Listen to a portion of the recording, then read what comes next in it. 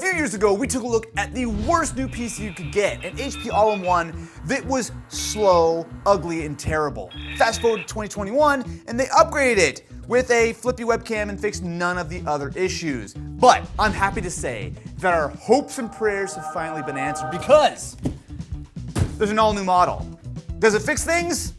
I sure hope so. Now, when I first started working on this video, this was $500, a very reasonable upgrade. Then I went to Best Buy and actually purchased it. It was $600, which makes it a little bit more sus. But let's take a look to see if 2023 is finally the year that our terrible PC dreams have been replaced with nightmares because I'm tired of buying these things. I mean, sorry, if it's finally gotten better! Yay! So the thing is, I understand why people buy all-in-ones, right? If you're buying a PC, you generally have a couple of options. You can get yourself a desktop, which is going to always give you more power for the money. The problem though is that not everyone wants to have a big tower, even a small tower that they need to hide underneath their desk or whatever the case is. An all-in-one, even with this, even though the spec is terrible, it's a nice looking system. You could easily put this somewhere. I mean, I've seen these in like restaurants and stuff to run DoorDash or whatever. Like, the idea is solid, but I'm hopeful that HP have heard my prayers and have, oh, it's black now. Oh, first off, we have our accessories, which I'm sure are going to be wonderful. Oh, it's not accessory, it's power cable. I'm not gonna say this is strike one. This is strike like 0.5. Why do desktops need laptop power supplies? Could you just not just like do that? To give HP some credit, because I feel like I'm being a little mean today, this phone was incredibly nice. You know what? I could take a nap like this. We do have what looks to be our keyboard and mouse. I guess this is technically one of the advantages of buying a system like this, is that you do get everything you need. You've obviously got the display, you've got your mouse and keyboard, so it is quite literally plug and play. That's wired. That's at least an updated version of that keyboard, because they have made that keyboard for the past 30 years and haven't changed a thing on it. No, it's got the newer Windows. See, it's the square Windows key and not the remember when the Windows logo went from being this to being like this, and everyone was like, whoa, graphic design. It's really the riveting content you've come to subscribe to the channel for, I know. It's still really light. It is still really, really light. So this, my friends, is the answer to our prayers. Are you really praying for this thing? Praying to not have to look at any more of these. You say that. Yet you know, next year when this comes out again, we're first in line, baby. I've already pre-ordered the 2024 model. Oh God. So, it looks, what the hell happened to the front? Yeah. Oh. I think it'll come out, right? Yeah, that's fine, okay. Mild panic attack, but our screen was massively scratched. There is a USB port and an aux jack on the side. That was not there before. Oh. So we're getting, oh, they took one off the back. Oh. So they just moved it. They just moved it. I guess that's an upgrade. All right, let's put these side by side. Let's see what we got. So, they didn't really change anything. It still has 4 USB ports, except they just moved one of the USBs to the side. They removed the headphone jack and moved it to the side, but it's got gigabit Ethernet and HDMI. Does it still have the poppy webcam thing? There we go. That sounds incredibly cheap. The biggest difference on the outside, besides the color, is the fact that this is now 23.8 inches as opposed to 21.5. It's a whole 2.3 inches larger. That could be the difference, man. Could be quite literally a tripling of, a significant difference in size. I'm enjoying this Best Buy listing because it says total number of USB ports, 4. Total number of USB 2.0 ports, 2. Total number of USB 3.0 ports, 3. That's just not true. Correct.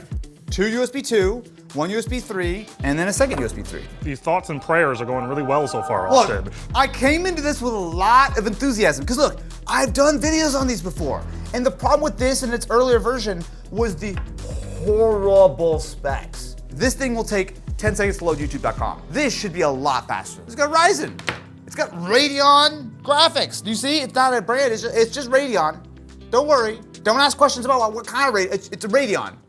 And that's all you need. A few months ago, I tried Huel and was pleasantly surprised. So when they reached out to sponsor a video, it was an absolute no-brainer. Look, sometimes you're on the go and you need to get something to eat. However, the options are usually not going to be healthy and certainly not going to be cheap, which is where Huel Black Edition comes in. Not only is this quick to make, but importantly, it is plant-based and nutritionally complete. Using Huel's convenient shaker, all it takes is some water and a few seconds of shaking. So there are a number of different flavors, including unflavored, which is not a flavor. This is the banana, which it's like subtle banana, but it's like I whisper the word banana carefully in your ear.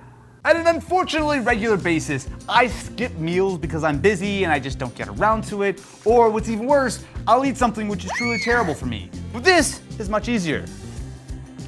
You know what? That's very banana-y, but in a really good way. If you'd like to experience the nutritionally complete life, definitely be sure to go check out Huel at the link in the description. And huge thank you to Huel for sponsoring this video. This has a Ryzen 3 3250U. Now that's a few generations behind, but Ryzen is better than Celeron. I can tell you without any shadow of a doubt. I wasn't familiar with the Ryzen 3 3250U. It's a good processor, don't worry about it. It's better. It is also dual core. I didn't even know they made dual core Ryzen. They do. It says here the it's hybrid U threaded. in the 3250U stands for unusable. Yes, it still might be dual core, but 2 Ryzen cores are so much better than what's in that. Like, I guarantee you this thing will run rings around it.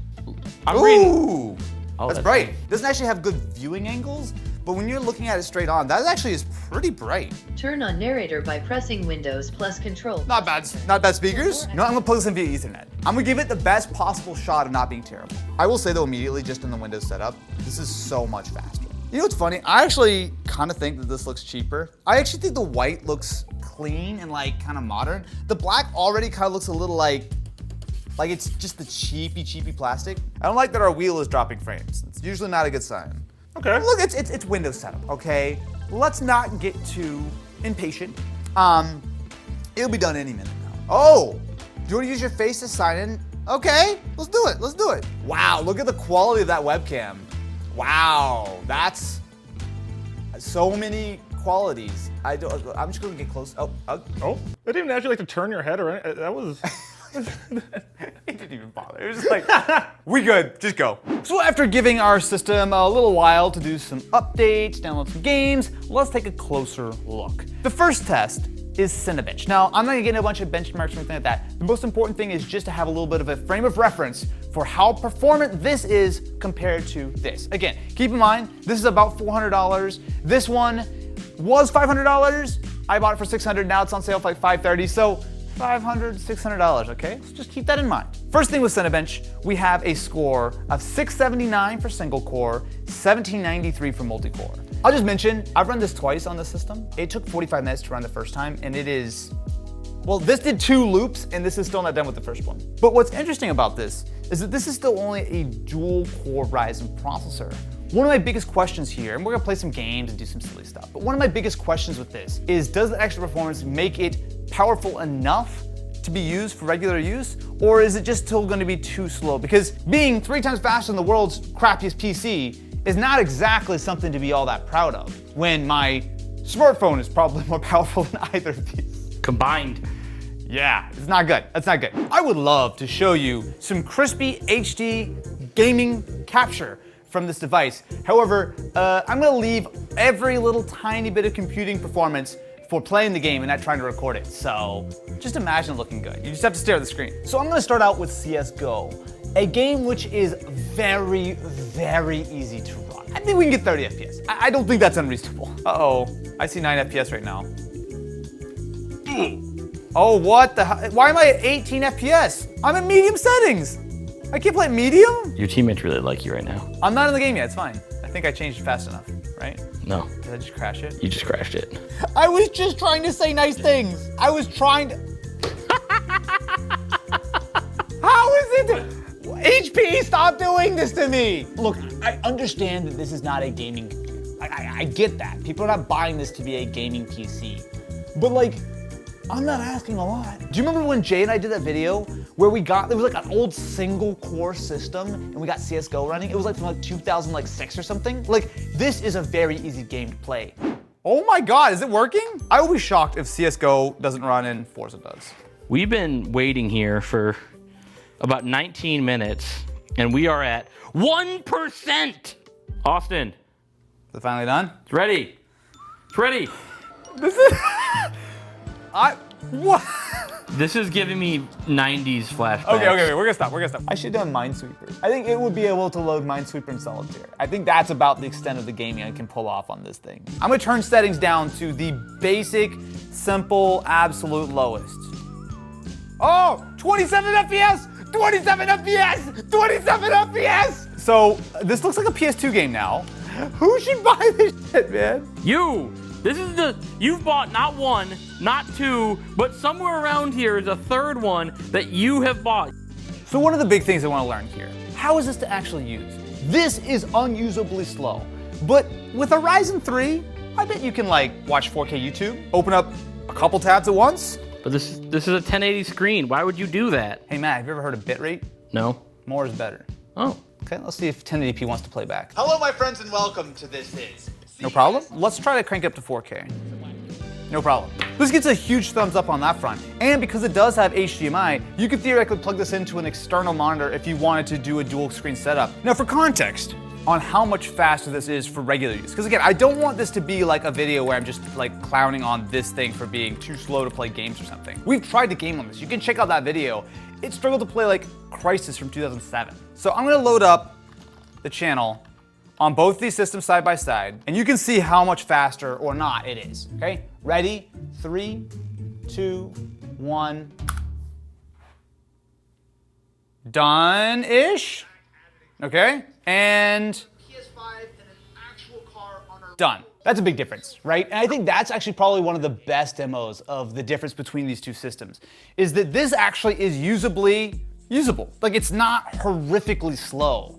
Now I will say though, if we ignore this for a moment, because we all know this is literally the worst new PC you can buy. Like we'll just close this out. We don't have to look at this anymore. I'm still struggling a little bit with who this is for. If you bought a desktop and you paired it with a display, you're gonna get more performance. If you buy a laptop and pair it with a display, you're gonna get more performance. If this was $400, I'd be like, I kinda get it.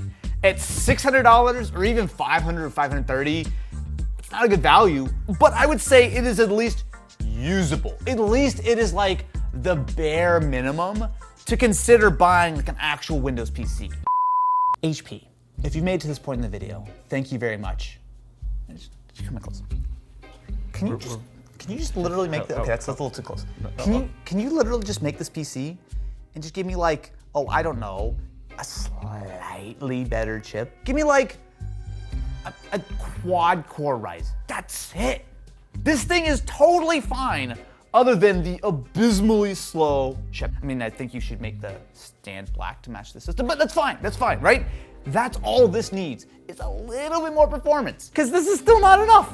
It's, oh, also USB-C, that'd be great. Can I like go make a video on like a good PC again? Like I miss, there's like a 4090 around here or something.